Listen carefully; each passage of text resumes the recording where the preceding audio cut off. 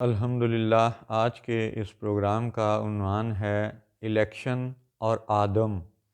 اعوذ باللہ من الشیطان الرجیم، بسم اللہ الرحمن الرحیم۔ الصلاۃ والسلام علیک یا سیدی یا رسول اللہ وعلی ازواجک و اصحابک و آلک یا سیدی یا حبیب اللہ۔ الحمدللہ لاہور شہر میں آج بروز جمعرات 27 رجب 1445 ہجری اور 8 فروری 2024 عیسوی ہے۔ آج ملک پاکستان میں الیکشن کا دن ہے اور لوگ ووٹ ڈالنے جائیں گے۔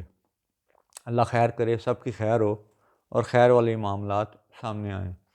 لیکن الیکشن کے حوالے سے چند معروضات اس حقیر کی طرف سے اپنے مسلمان بچوں کے لیے عرض ہیں، پیش ہیں کہ ہماری انسانی تاریخ جو یہ جسمانی تاریخ ہے، جس جسم سے یہ ووٹ لیا جاتا ہے، اس جسم کی تاریخ کا پہلا فرد ہے جی سیدنا آدم علیہ السلام، جنہیں ابو البشر بھی کہا جاتا ہے۔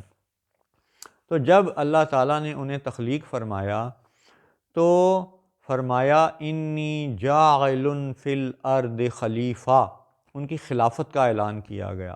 خلافت کو آج آپ بمعنی حکومت سمجھ لیں، اور ساتھ ہی یہ بھی ہوا معاملہ وَإِذْ قُلْنَا لِلْمَلَائِكَةِ اسْجُدُوا لِآدَمَ، کہ آدم کو سجدہ کرو، فرشتوں کو یہ حکم دیا گیا۔ اب بات یہ ہے کہ دو اہم نکات سامنے آئے، ایک خلافت، ایک سجدہ، ایک حکومت، ایک عبادت۔ تو اللہ تعالیٰ نے آدم علیہ السلام کی شان کو ان دونوں باتوں سے مزین فرما دیا کہ خلیفہ وہ ہوگا جو عبادات کے معاملے کی روح ہو، اصل ہو، یعنی عبادات اور حکومت دونوں معاملات کو کنٹرول کرنے والا فرد واحد ہوگا، خلیفہ ہوگا، تو باقی ادارے ٹھیک کام کریں گے۔ اب اسی تصور کو جب بعد میں شیطان نے پکڑ لیا، وہ سارا واقعہ آپ جانتے ہیں کہ اس نے سجدہ نہیں کیا، اس پہ لعنت پڑی، اس نے اولاد آدم کو بہکانے کی مہلت مانگی، اسے مہلت مل گئی۔ تو جب اسے مہلت مل گئی تو اب اس مہلت میں کیا ہم مسلمان بری ہیں؟ کیا یہودی بری ہیں؟ دوسرے لفظوں میں یہ کہ تا قیامت اب شیطان ہر ایک کو بہکائے گا، بہکانے کی کوشش کرے گا، بچے گا وہی جو اللہ کی طرف سے خاص جس پہ رحمت ہوگی، جو چن لیا گیا ہوگا۔ اور پھر یہ کہ چن لیا جانا ایک الگ موضوع ہے، ابھی ہم الیکشن کی بات کر رہے ہیں کہ جب شیطان نے یہ فیصلہ کر لیا کہ وہ اولاد آدم کو بہکائے گا تو وہ ہر ایک کو بہکانے کی کوشش کرتا ہے، مسلمان کو بھی، ہندو کو بھی، عیسائی کو بھی، یہودی کو بھی، سکھ کو بھی، وغیرہ وغیرہ۔ تو اب جب ہم سب یہ اس موجودہ دنیا میں رہ رہے ہیں اور اس الیکشن کے فریب میں ایک دفعہ پھر سے جا رہے ہیں تو اپنا پہلا سبق یاد کر لیں کہ شیطان نے جب لعنتی ہونے کے بعد مہلت مانگی تھی تو سب سے پہلا ہتھیار وہ یہ جان چکا تھا کہ خلافت اور عبادت ان دونوں کو اس نے الگ رکھنا ہے، الگ کرنا ہے۔ یہی اس شیطان کا اور حزب الشیطان کا کمال ہے۔ آج آپ دیکھیں کہ مسلمانوں کی طرف سے سب سے اہم مرکزی جو یعنی جگہ ہے عبادت اور دین کے حوالے سے، وہ ہے جی مکہ شریف، کعبہ شریف۔ تو اس پر جو آج حاکم ہیں وہ آل سعود فیملی ہے، اور آل سعود نے کیا کیا ہے؟ نظام حکومت آل سعود کے پاس ہے، اور مسجد اور مدرسے، ٹھیک ہے، عبادت کی جگہیں وہ ابن عبد الوہاب نجدی کی آل اولاد کو دے دیے گئے ہیں کہ لو جی تسی بن جاؤ لوکاں دے یعنی امام، انہوں نے نمازاں پڑھاؤ، ٹھیک ہے، اور ہم کریں گے حکومت۔ کیا سعودیہ عرب کا دیکھیں ماڈل ہیں، کیا حزب الشیطان کا یہ ایک آپ کو شاہکار نظر آئے گا کہ عبادت کے معاملات ابن عبد الوہاب نجدی کی آل کر رہی ہے، اور حکومت اور خلافت کہہ لیں، خلافت تو نہیں ہے، کنگڈم ہے، سلطنت ہے، وہ آل سعود کے پاس ہے۔ تو یہ الگ کیا جانا یہ سعودیہ عرب میں بھی نظر آتا ہے۔ ایسے ہی آپ یورپ میں دیکھ لیں، اٹلی، روم، ویٹیکن، ٹھیک ہے، سو کالڈ سب سے زیادہ جمہوریت اور سب سے زیادہ توحید کا شور مچانے والے یہ یہودی، ٹھیک ہے، جو صہیونی ہیں دراصل اور مقبوضہ فلسطین پر قابض ہیں، ان کے ہاں بھی آپ دیکھیں کہ یروشلم کی عبادت دیوار گریا الگ ہے، ٹھیک ہے، اور تل اویو کا جو ان کا کنیسہ اور پارلیمنٹ ہے وہ الگ ہے، اور دونوں اپنے اپنے کردار ادا کر رہے ہیں اور دونوں الگ نظر آ رہے ہیں۔ ایسے ہی یورپ میں ویٹیکن الگ ہے، چرچ الگ ہو گیا ہے اور پارلیمنٹ الگ ہو گئی ہے۔ یہ تماشا شیطان کا پھیلایا ہوا اس وقت ساری دنیا میں پھیل چکا ہے۔ ہاں، جو اس کو تماشا اور ظلم نہیں سمجھتا، چلیں اس کو چند اور نکات عرض کرتے ہیں کہ الیکشن کے حوالے سے سیدنا آدم علیہ السلام کے واقعے سے سبق یہ ہمیں ملتا ہے، جو آج ہم دیکھ رہے ہیں کہ خوبصورت اسلام آباد میں جناب ہیں وہ بڑی سی ہے گوری چٹی مسجد جو ہے نا، فیصل مسجد، وہ الگ کر دی گئی ہے، اور پارلیمنٹ کو جناب بڑا وہ گورا چٹا ایک ڈھانچہ بنا کے، ٹھیک ہے، اس کو الگ کر دیا گیا، یعنی خلافت الگ کر دی گئی ہے اور عبادت الگ کر دی گئی ہے۔ یہ ہے موجودہ نظام حکومت۔ تو یہ حزب الشیطان کا سارا فساد ہے۔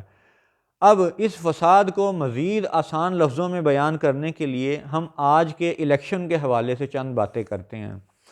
الیکشن کے حوالے سے آپ دیکھیں کہ پچھلے آپ کوئی تقریباً اندازاً 6-7 سال کے پاکستانی سیاستدانوں کے بیانات دیکھ لیں، سب مذہبی جماعتیں، سب ہی تقریباً سیاسی جماعتیں، خصوصاً بڑی سیاسی جماعتیں، ہر ایک نے کہا کہ فوج کا کردار ہے الیکشنوں میں، ہر ایک نے کہا کہ جی اسٹیبلشمنٹ کا کردار ہے الیکشن میں۔ اس کا مطلب ہے ہر کوئی جو اس وقت بھی جماعت الیکشن میں شامل ہے اور جس نے آج بھی ووٹ لینے ہیں، ان سب کے سٹیٹمنٹس آپ دیکھ لیں، خواہ تحریک لبیک ہے، پی ٹی آئی ہے، مسلم لیگ ہے، نواز شریف، پیپلز پارٹی، کچھ بھی، تو ان سب کے یہ سٹیٹمنٹس ہیں کہ جی فوج اور اسٹیبلشمنٹ کا کردار ہے۔ تو اس کردار کے حوالے سے آپ یہ دیکھیں کہ دو باتیں ہو سکتی ہیں، یا تو انتخاب منصفانہ ہوگا یا غیر منصفانہ ہوگا، یا تو الیکشن ٹھیک ہوگا یا دھاندلی والا ہوگا۔ ہر دو صورتوں میں ہوگا کیا، کچھ لوگ منتخب ہو جائیں گے اور وہ صوبائی اور قومی اسمبلی میں پہنچ جائیں گے۔ اچھا، اب ہم آج کی اس تقریر، اس بیان کو اس زاویے سے لے کے آگے چلتے ہیں، اس ازمپشن پر، اس مفروضے پر ہم آگے بڑھتے ہیں کہ جی فار ایگزامپل یہ مان لیا کہ الیکشن بالکل ٹھیک ہوئے ہیں، کوئی دھاندلی نہیں ہوئی، سب کچھ ٹھیک ہو گیا ہے، اور جو ممبران منتخب ہوئے وہ صوبائی اور قومی اسمبلیوں میں پہنچ گئے۔ اب ہم اس ماڈل پہ آگے بات کرتے ہیں۔ نمبر ایک، پہلی بات یہ کہ کیا آج ایک شرابی زانی، اس کا بھی ایک ووٹ ہے، اور ایک امام مسجد جو نیک ہے اس کا بھی ایک ووٹ ہے، تو کیا ایک شرابی کا، زانی کا ووٹ اور ایک نیک، اچھے، مخلص مسلمان ایماندار امام مسجد کا ووٹ، ایک ووٹ ایک ووٹ، کیا آج کی جمہوریت میں یہ برابر ہیں یا نہیں ہیں؟ یہ برابر ہیں۔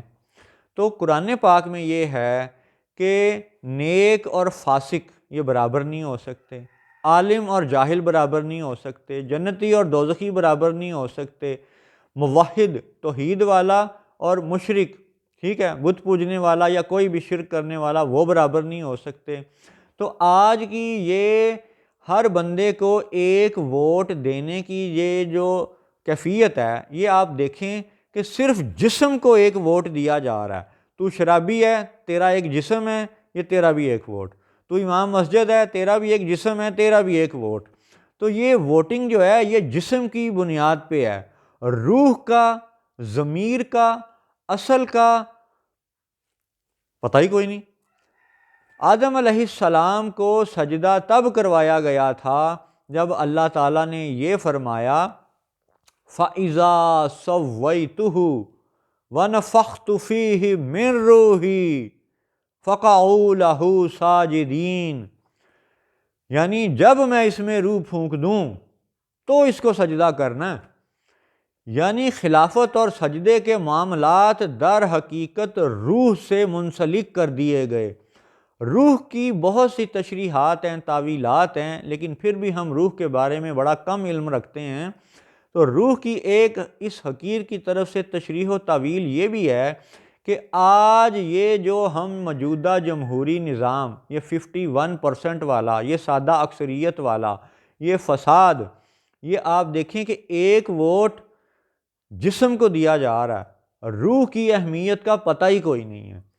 یعنی یہ جسم اور روح کی علیحدگی، اور اس کو یوں بھی آپ سوچیں، دیکھیں جسم اور روح کی مثال کو سمجھنے کے لیے، کہ ایسا ہوتا رہا پچھلے پاکستان کی اسمبلیوں میں، سینٹ میں، الیکشنز میں، اداروں کے اندر، کہ جب مثلا سینٹ کے ووٹ پڑے تو ایک جماعت کے ممبر تھے 30، ووٹنگ کے بعد اس کو ووٹ نکلے 15، تو اس کے اپنے باقی 15 کدھر چلے گئے؟ بالیقین دوسری طرف چلے گئے، کیونکہ ان باقی 15 نے دوسری جماعت کو ووٹ ڈال دیا۔